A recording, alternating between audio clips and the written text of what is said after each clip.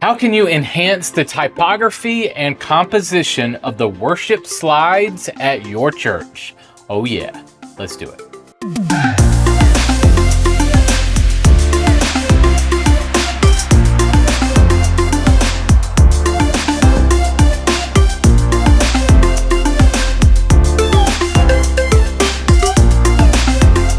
Hey, ministry leader, welcome to Your Visuals Matter, the podcast where we're helping you visually communicate the gospel. On today's show, we're talking about how to have better worship slide typography, meaning the text that are on your slides for lyrics during your worship sets. We'll also talk through some ways that you can compose your slides better, from font choices, font size, colors, shadows, line spacing, lines of text, and we'll also take care of some widows and orphans. The nitty-gritty of making your worship slide text and composition better. All that and more coming right up. As a church leader, you've probably already realized that Easter is early this year, so now is the time to start planning. If you want to see more visitors at your church this Easter, I encourage you to download the free How to Get and Retain Visitors Easter Playbook from our partners at Outreach.com. This short PDF offers a wealth of ideas and information about reaching your community, welcoming guests, and keeping them engaged with your church. You can download it today at Outreach.com/playbook. That's Outreach.com/playbook. Hey guys, I welcome my friend Paul Allen Clifford to the podcast this week. Paul is the founder of Trinity Digital Media. His YouTube channel is filled with tutorials and helpful videos on how to use ProPresenter more effectively. I talked with Paul today all about your worship slides, typography, composition, and more. Without further ado, here's Paul. The man, the myth, the legend that is Paul Allen Clifford. You know, you're one of those guys that you have to say all three names. Paul Allen Clifford, like you can't just, Paul just doesn't do it. It's got to be the three names. Yeah, well, there's a reason for that. Like I chose that on purpose. I mean, my parents chose my full name, but I chose to use my full name. Like up until 2011 when I started doing this, and like no one knew me. But up until then, the last time someone referred to me as Paul Allen was in first grade. So that was it. But I started Googling myself, because I wanted to get my name out there. And I realized that there were two other Paul Cliffords that were coming up. One was arguably the worst novel ever written that everyone thinks Snoopy wrote, because the first line is, "It was a dark and stormy night," but it was written in like the 19th century, so it just blathers on for like several paragraphs about the weather in London, and it has almost nothing to do with the rest of the book, which is super long. The other is, there's an internet marketer that sells how to sell, and that's not me either. So I'm trying to think of three namers, like back in the day you had like Jonathan Taylor Thomas, or I don't know. That's all I got. That's all I got right now. It's all that's coming to me. Yeah, I think that it's more likely to be the case with like actors, because in the Screen Actors Guild, they all have to have unique names. So they sometimes just use Michael B. Jordan. Yes. Yeah. As opposed to just regular Michael Jordan. Yeah, can't be regular. And there you go. Yeah, exactly. All right, so you are the three name hero in my book, Paul Allen Clifford. Man, thanks for hanging out with me. I know we've been on the conference circuit the last few weeks, me and you. So that's kind of dying down for us, hopefully, for a little bit. So why don't you tell folks a little bit about yourself, what you do at Trinity Digital Media, and then with your YouTube channel and some of your training stuff. Yeah, so I just help churches reach their redemptive potential using technology, especially ProPresenter and video production. So that's what I do. But I'm known mostly for ProPresenter. So you are the certified ProPresenter trainer. There's no official certification. You're just it. You're just the de facto ProPresenter trainer guy.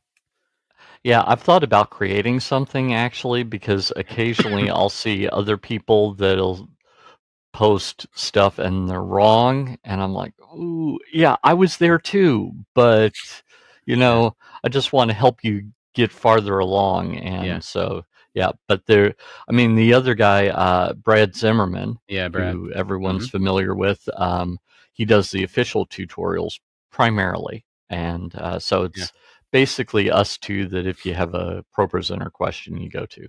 Yeah. All right, so before we kind of dive into how to enhance our worship slides, I want to talk typography, I want to talk composition, I want to kind of get in the dirt and talk some real details with you. But first, I want to know what you think of Pro 7. Gonna give me a general overview there of the updates. What do you think of the interface, the UI? Kind of give me a general review.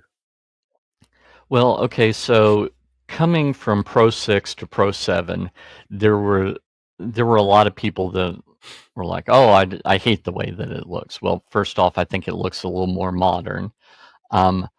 That's part of it because of the darker backgrounds. Secondly, they did some rearranging, which if you're used to Pro 6, you're like, well, why did they move the preview window from the left all the way over to the right? But when you actually move past what you're used to and think about what makes sense, it actually makes more sense that on the left you'd have where everything is stored, in the middle is where you interact with it primarily, and then on the right is what it looks like when you're done. So that's actually a pretty good change. Also, one thing that I've seen a lot of churches taking full advantage of was in the Pro 6 and older days, if you wanted to do something advanced, that was an additional cost. So that was a module.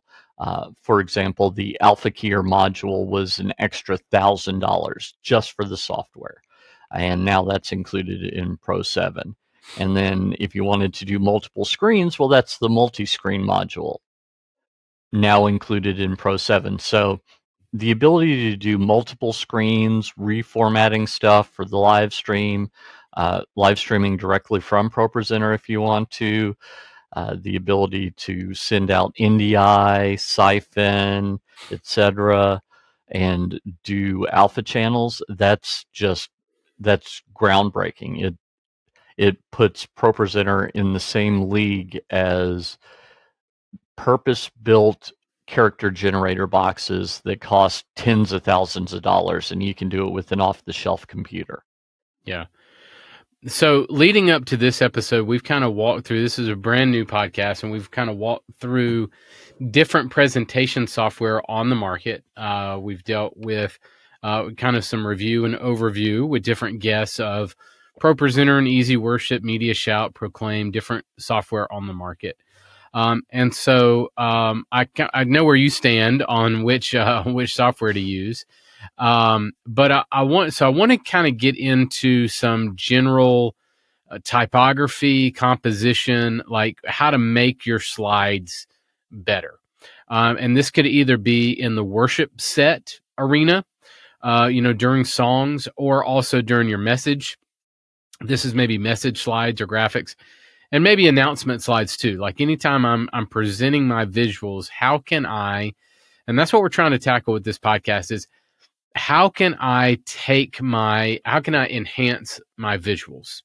Obviously my visuals matter in how I present the gospel. We want to do that with as much excellence as possible. So how do we do that? That's what we're kind of getting at with this podcast. So I want to talk with you about how to have really better slide composition. Okay. So first, you're a ProPresenter trainer. I want folks to know where you're coming from on that.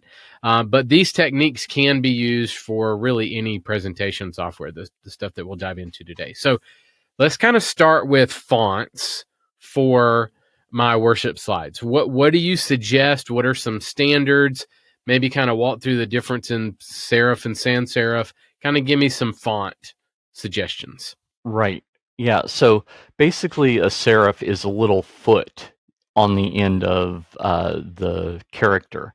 So if you think of Times New Roman is kind of the classic example of a serif font, and it has like if you're writing the letter N, for example, and you're just going to print it, right? So you've just got the lowercase n. You don't put little feet underneath the bottom of the upward strokes. You just don't do that. But with Times New Roman, for example, that's included.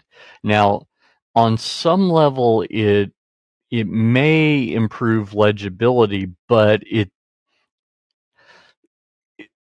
kind of typography is one of those things that is kind of driven by fashion, and sans serif fonts are really the way to go unless you have another reason to use a serif font or a calligraphy font or something else.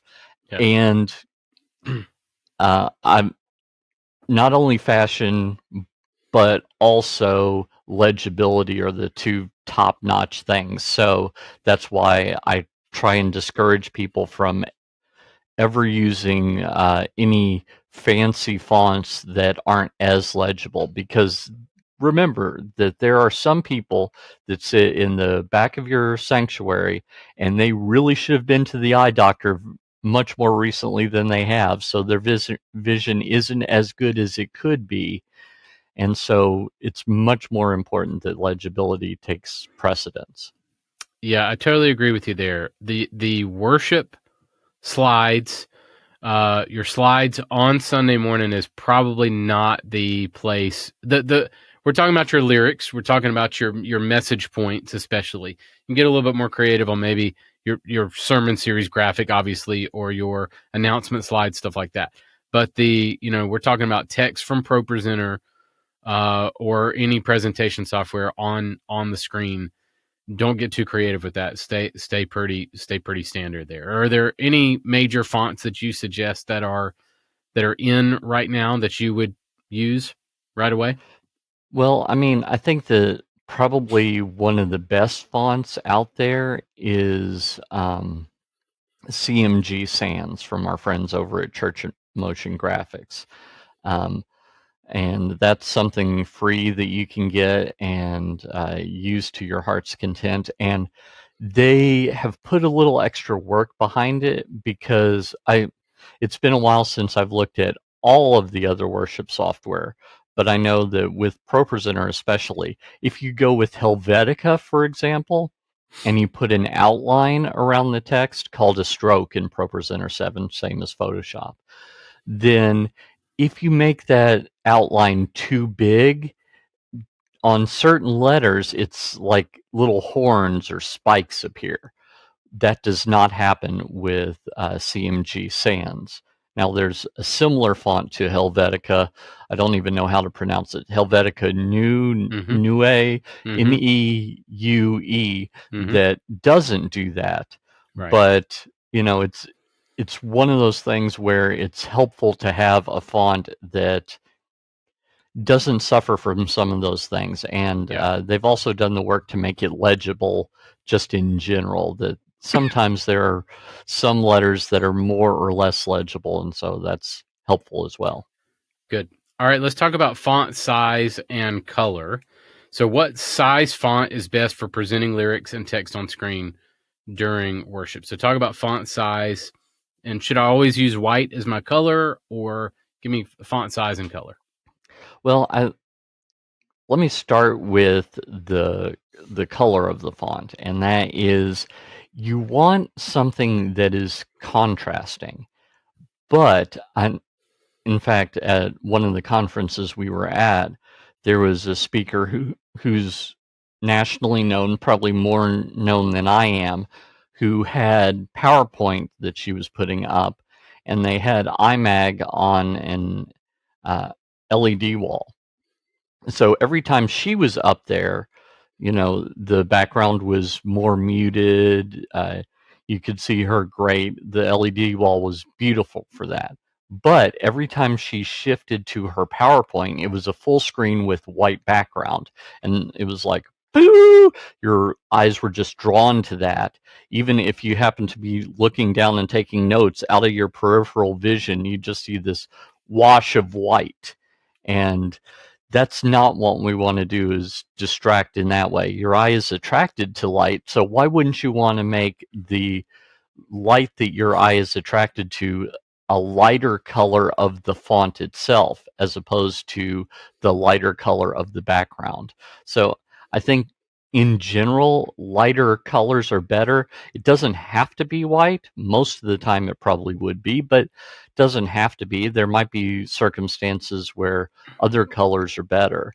But that's the first thing that pops into my head. The other thing is about the size. It's really going to be dependent. A trend that I see a lot in churches that I hate, but I'm going to address it anyway, is the propensity for churches to say, oh, we need a new display technology because our old projector is like 15 years old and the lamps are getting hard to find and so on and so on. So we're going to take our 150-inch projector screen and replace it with a 90-inch TV. And they say that's 60 inches. That's not all that big, but the way area works, that's a huge difference. So in order to make the same size letters, they'll need to use a much larger font and take up a larger percentage of the screen to make it legible at all. And so legibility and size matter. And if I had $1 for every time someone said, oh, well, it looks fine for us. No, there are actually formulas to figure out what the size is for your room, and it's based on the viewing distance, etc. And so if you're proud of yourself for getting a 4K TV that's 90 inches, well, after the first row, no one can tell that it's 4K. So that doesn't matter. And as you go back, at a certain point, if it was like a 60-point font before, now it needs to be a lot bigger to display the same size of letters. So it is kind of dependent on those variables. Yeah, I agree with you. I think the legibility is the key. Is your audience has to read it. In fact, as a guy who I really care about what it looks like, I would even say your readability comes over how it looks. Meaning, like if it was my preference to make it a little bit smaller or the margins a certain way or whatever, like sometimes that has to go out the window a little bit so that people can read it and follow along. Would you agree with that?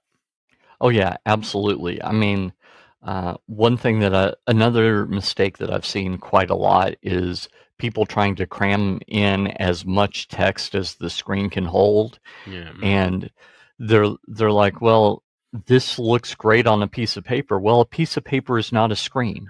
They're totally different mediums, and if you're holding something in your hand, you can follow along a lot better than if it's way across the way. Even if the apparent size of the font is about the same. So I usually tell people, you're probably going to want between 2 and 4 lines maximum, especially if you're doing a lower third. But yeah, so let's hit on that real quick. Talk to me about lines of text on screen.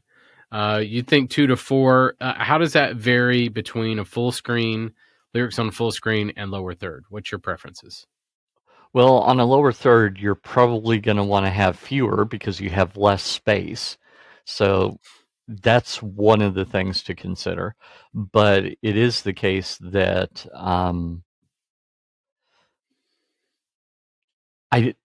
I just think that your eye gets lost over 4 lines because, and when you're singing, if you blink, maybe your eye shifts up or down a line and it takes you a second to get back. These are the things that I consider. My church has been doing 2 lines for years. Yeah. And at first I was like, well, I don't know that I like that, because you don't have as much time to think in between slides when you're advancing slides, but boy, is it easier to follow.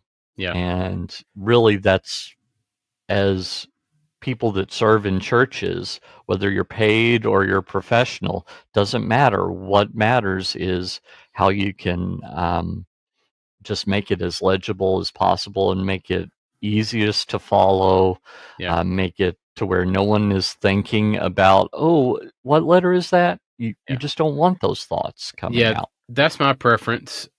Is two on a lower third. Actually, I'm not a big fan of 3 lines on a lower third. I like 2. Mm-hmm. And I kind of have the preference of 2 on a full screen as well. Mm-hmm. I'm not going to get mad at you if you go up to 4. But I would say like that needs to be, and I wouldn't say 4 all the time. Maybe Mm-hmm. 4 during the chorus or during one verse or one slide or something like that. But I would probably stick with 2. Yeah, so we agree there. Okay, what about drop shadow on the text? Yes or no? Well, I think there are a couple of better ways to do it than a drop shadow.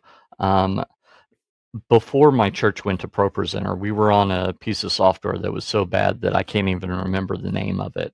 And one of the things that I thought was bad about it is that there was no ability to do an outline around the text. And so if you had a background graphic that wasn't firmly in the bright or dark category, it had gradations, sometimes you'd lose text on it. And that was one of the things that I hated about it. Even with the drop shadow would only help part of the letter. The lower right if it dropped low and to the right, or the upper left if it was up and to the left, that kind of thing. So it wasn't as helpful. I think that an outline around the text, although that's not as much used anymore as, for example, like a bar behind the text, which does provide some great contrast. And so that's what I think is a couple of better strategies. Good. All right, give me some best practices on editing slides. Do you use the quick edit or do you use the editor? What are some tips and tricks in that area? Yeah, so basically the editor I use in ProPresenter is totally dependent on what I want to do. So if it's the case that the worship leader walks up to me and says, you know how we've been on 2 lines for a while? We're going to go to 4. I go, no problem. I hop into the reflow editor and I can combine slides really, really fast. And after that Sunday when he decides, turns out that was a mistake, we should have never done that, then I can hop into reflow real quick and split them. And no copying, new slide, paste.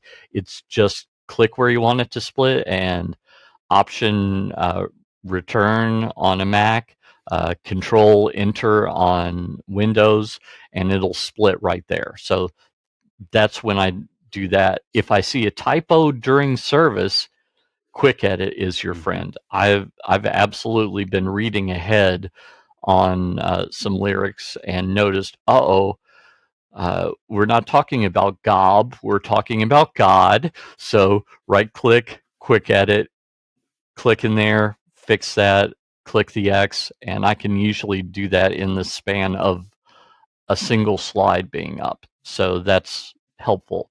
If I need to do more formatty type of stuff, then the full-on editor is what I'm going to do if I don't already have a theme that does that. So those are the 3 different situations in which editor I would use. Are you a Mac guy or a PC guy?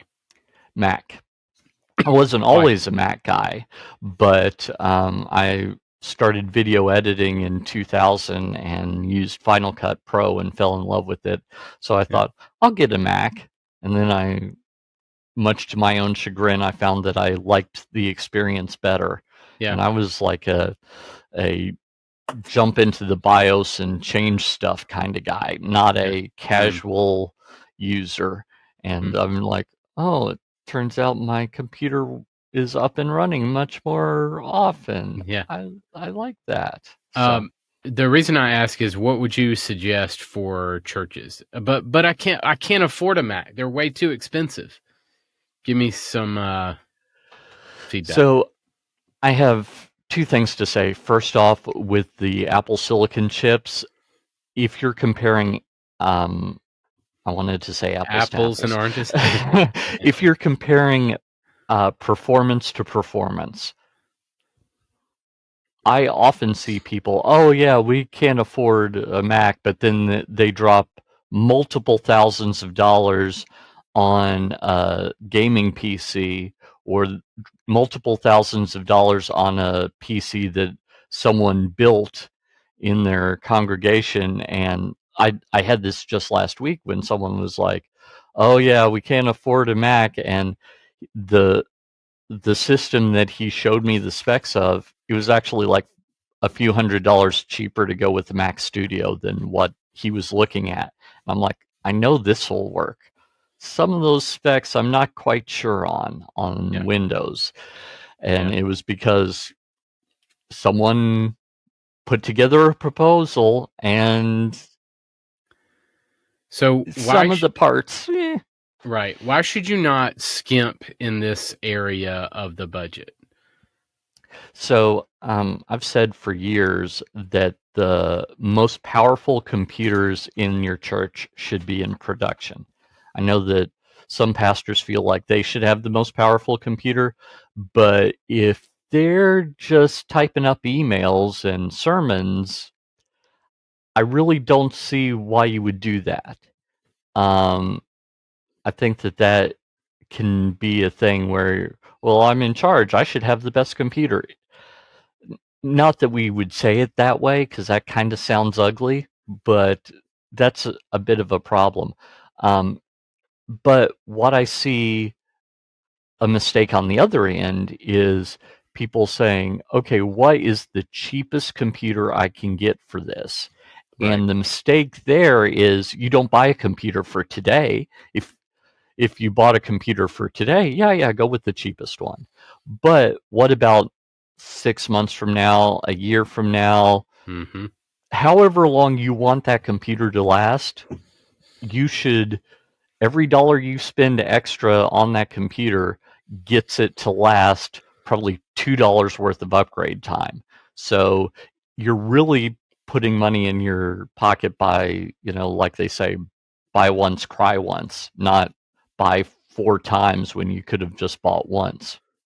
Yeah, I see that too. I see churches that maybe maybe have an issue with the budget on the production side, but there's another area of the church that they don't mind spending 3 times as much on.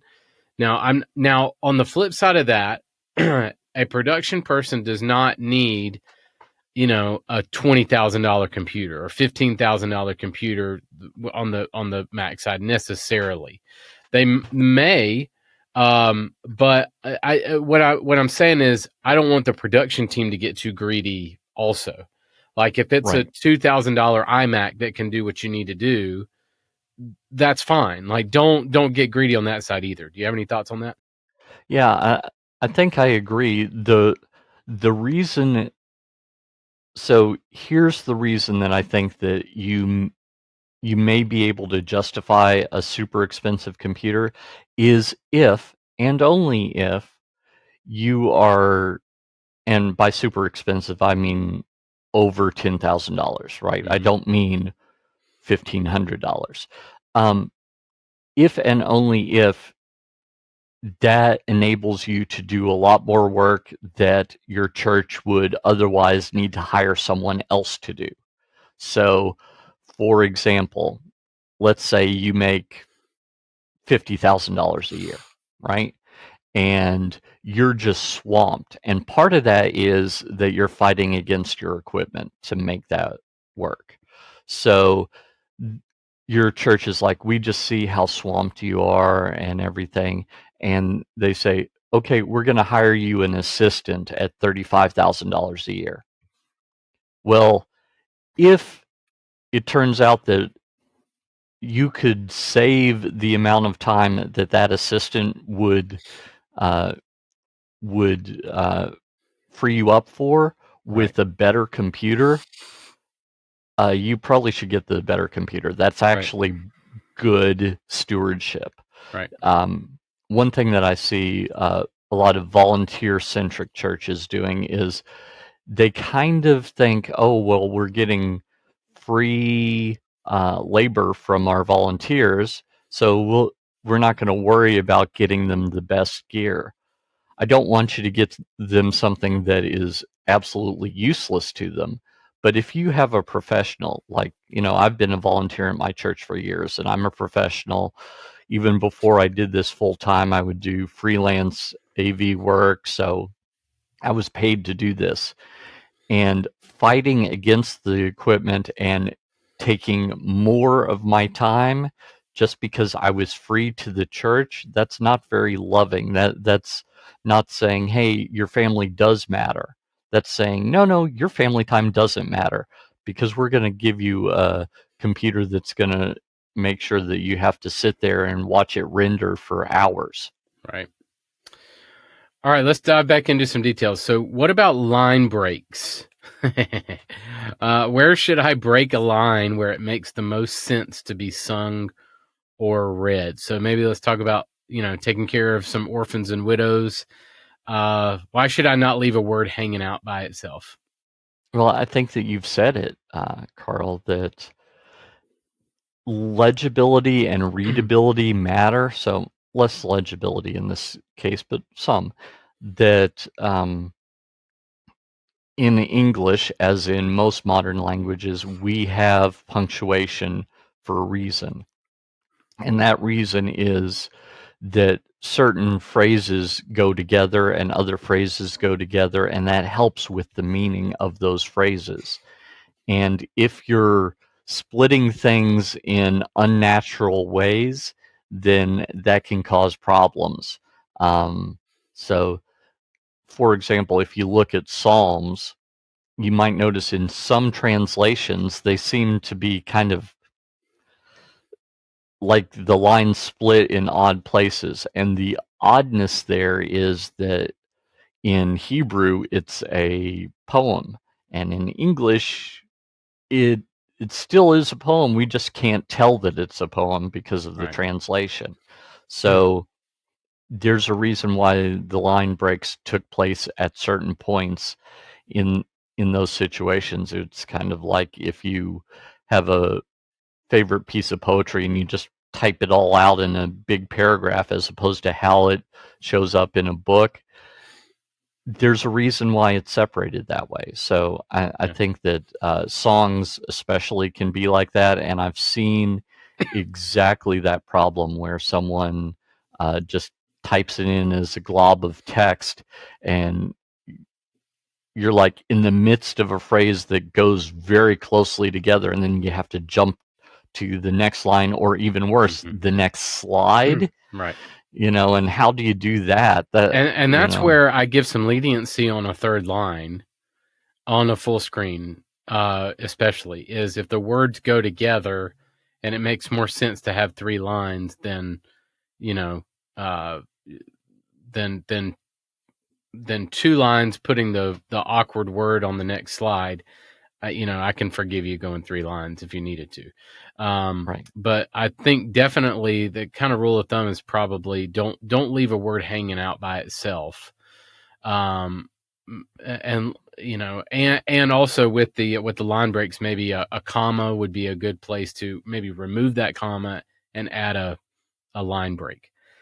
Speaking of punctuation, do you use punctuation or not? What's your rule of thumb? So in general, I think that punctuation, most people prefer not to have that in worship lyrics, and I understand it. I understand that they would do that, but I do want to be careful because occasionally the punctuation really matters to the meaning. Hmm. And I can't think of a good example off the top of my head, but I have seen in the past some examples where the line that's popping in my head is "Nothing is better than you." Does that mean, because both, without the context, both of these readings could be true? It could be, I would prefer nothing to you, or there is nothing that is better than you. But without the context, Mm-hmm. we don't know. And so something like that, where removing the punctuation causes some theological problems, or, you know, um, I Yeah. just could think of where it looks like instead of addressing God, you're using his name in vain. Yeah. Oh God, you are my God.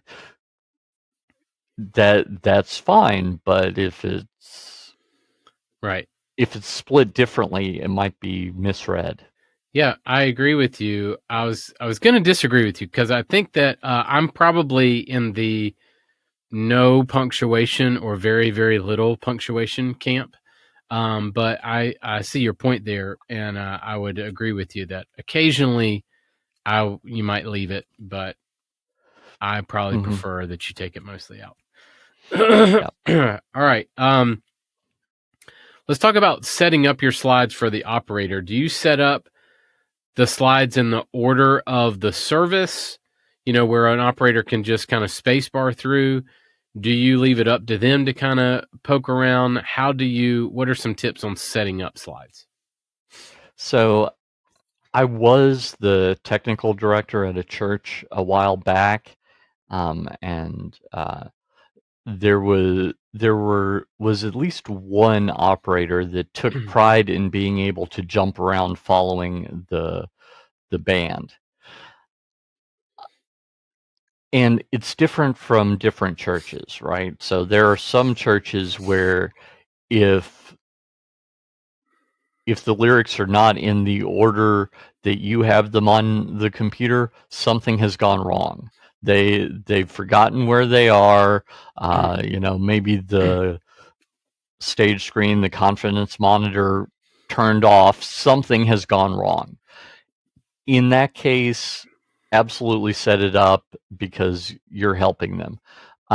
But it's also the case that there are some churches where you cannot put it in order because you're lucky if you know what song it is, Right. let alone If the you can order of follow that. it. Yeah. Yeah. So in general, I want to make it as easy on people as possible.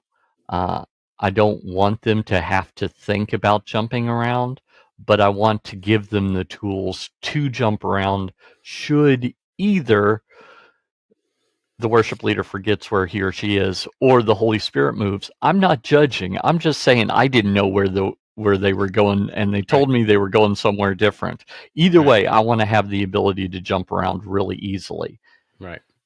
but not have to. Yeah. Okay. Lightning round on a couple of questions here. You ready? Sure. All right. Rapid fire. Text transitions. Do you cut all the time? Do you work in dissolves? Most of the time, I prefer to cut on any time I can. Okay. What about background transitions? What are some tips there? Do you cut? Do you dissolve between backgrounds? Depends on iMag. If you're using iMag. It depends, but I think that most people that think that cuts are jarring wouldn't know if they didn't know. Right. So I think you can get away. On my Yeah. tutorials, I basically exclusively use cuts unless I'm Cut showing everything. people dissolves. Okay. All right. Hymnal directions, like repeat 3 times, men only, this verse. How do you handle words that are repeated, or a line that's repeated over and over? Right. So going back to our 2-line example, let's say you have 4 lines total and the 2 look identical to the other 2. There are some strategies to do. You could put a space in front of the second set so that there's a visual difference. I do think that the repeat 2x or whatever, that if I can avoid it, I don't want to have it in there. I think there may be situations where it would be okay, but I'd try and avoid it. Okay. All right. Rule of thumb for leading lyrics. That's the worst to have the congregation behind in singing. So leading lyrics is definitely crucial. And it's important. I mean, your visuals matter. They have to be on screen at the time that you need them. So what is your rule of thumb when it comes to leading lyrics? I tell people start off with 2 syllables. Now that might be 2 words, or it might be 1 word that's a longer word, but start off with that. And then for a faster song, you might need to change faster. For a slower song, you might need to change much slower and deal with it like that. And also know if they're, if you're on the last slide with lyrics before an interlude, then you don't need to change until that is done. So, yeah. Okay. All right. So my rule of thumb on that is word before the last word. That way they're not trying to figure out the syllables. I think either way works. And sometimes my way kind of gets you in trouble a little bit because it might be a little too soon. But kind of a rule of thumb for me. So, okay. So what are some tips for meeting with your worship leader during the week to make sure that you guys are a team instead of throwing each other under the bus? The worship leader might throw the tech team under the bus because they have the microphone, or the tech team might, be cussing out the worship leader in the tech booth, even in front of the volunteers. How do they, what are some tips on those teams working together? Well, I think that it's a good plan to try and assume the best. One thing that I remember, I was in a situation where this wasn't a church situation, but it was a guy from my church that was a friend of mine, that a friend of his was in a situation where it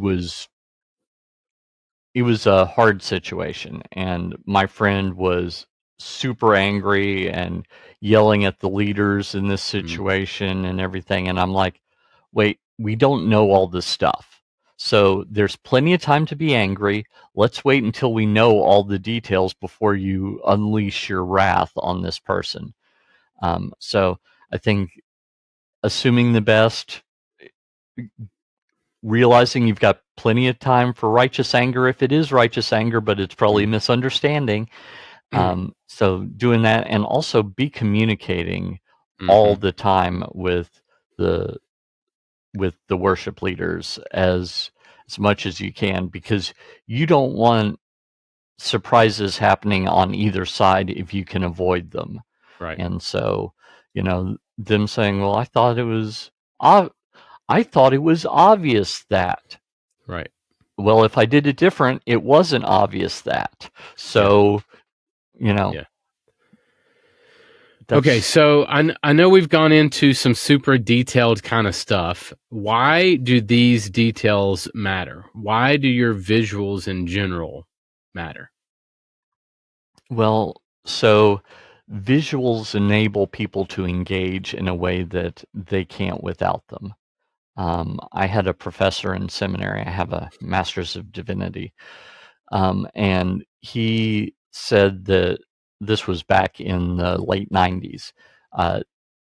So he had a very recent recollection of when he taught the exact same lecture that he had taught for 20 years previous, only he added in PowerPoint, and his test scores went up. We're not talking about test scores, but the ability for someone to remember the point that the pastor is trying to make longer, that's helpful. The getting the theology right because they understood one little detail that matters. Having the correct words in their mind when they're singing that through the week, that matters. I mean, we hear the funny stuff about people mishearing popular song lyrics. Jimi Hendrix, "Excuse me while I kiss this guy." No, he wasn't talking about that. It was much more psychedelic and kissing the sky. So those are examples. That's a secular example, but what if someone mishears lyrics and thinks that you're saying things that are not true? That could be a problem that you can avoid. So it really matters. I think you just confessed your love for rock music. Your a nice Hendrix reference there. Awesome. Well, man, thank you for your time today. How can people find you, get more training on ProPresenter and more of your stuff? Well, they can find my online church tech training community at churchtech.u.com, just the letter U, short for university, and do it there, or just go to my YouTube channel, youtube.com/Paul Clifford. Just No those Alan. two names. No Alan, because I got it before the other things. So that account's been around a good long time. So yeah, those are probably some good places to find me. If you're using ProPresenter, the official ProPresenter users group on Facebook, I run that along with Renewed Vision. That's how it got to be official. So that's a great place as well. Yeah. Awesome. Well, man, thank you for all you're doing for the kingdom and for training people with ProPresenter and church tech stuff. So, man, thank you for that and appreciate your time today. Thanks a lot. Oh, I loved it. Hey, ministry leader, you might be at a church with a tight budget and you might not have the means to produce custom media at your church. I would love for you to check out our ready-made media library at churchvisuals.com. We have over 30,000 pieces of instant downloadable content ready to use this Sunday. We have 9 product types of media for adults, kids, and student ministries, from mini movies to countdowns, series media, ministry graphics, social media, and more. All of our media is available both a la carte or with our Church Visuals Plus subscription. It's all at churchvisuals.com.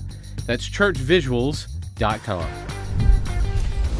All right, we've reached the end of this episode, which means your church visuals tip of the week. The details of how you present the text on your worship slides makes a difference. Those little details of font and sizing and making sure that things line up just right, all those little details take work in the background, but show your congregation that you care. If you can too, try not to work on your worship slides on Sunday morning. There's just not time to pour into it like you need. Now, I'm not saying that you don't need to tweak or dial it in on Sunday morning. That's not what I'm saying. I'm saying put the initial input of songs, going through the slides of the song, making sure that it's laid out and ready. All that needs to happen during the week. But Carl, you don't understand. That sounds like sunshine and rainbows. My worship leader can't give me that until... Take your worship leader out to lunch and you guys talk about it. Let him or her know that you are a team, worship and production. You guys are together. What you need to be successful is to have the set close to finalized by around the end of day, let's say Wednesday. Ideally, it would be earlier in the week, but let's say Wednesday. Now, most production staff have Fridays off. So worship leaders, if you are delivering content to them Thursday by noon, you're still only giving them half a day to get the entire set in. So you might have had Monday through Thursday noon and they only have a few hours on Thursday afternoon. That's not fair, especially not fair to a volunteer. Now, I'd encourage you to work together. Continue to be a team. Don't get bitter at each other. Work together in love and partnership to accomplish the same goal. I think you need at least a day to go through your worship slides to make them great. Probably going to get some hate mail on that one. Bottom line, respect each other, love each other, serve each other, work together to go after the same goal, to present the gospel well. Hear my heart. You guys are a team. Worship and production. Let's work together. Worship, if you can give a little and maybe deliver the set list a little sooner. Production, give a little grace on Sunday. If everything is not just the way that was planned on Wednesday, let's have a little grace and meet in the middle. Well, thank you guys so much for being here this week. Subscribe to our YouTube channel, hit that like button. You can check out more free training, tons of podcast episodes, courses, articles, webinars, and more, all right there for you at churchvisuals.com. If you want to reach the people you want to reach for Jesus, your visuals matter. I'll see you next week. Your Visuals Matter has been a podcast presentation of Church Visuals. Executive produced by Carl Barnhill, edited by AJ Schubert, title and show graphics by Angie Lomas. For more resources to help you visually communicate the gospel, visit churchvisuals.com.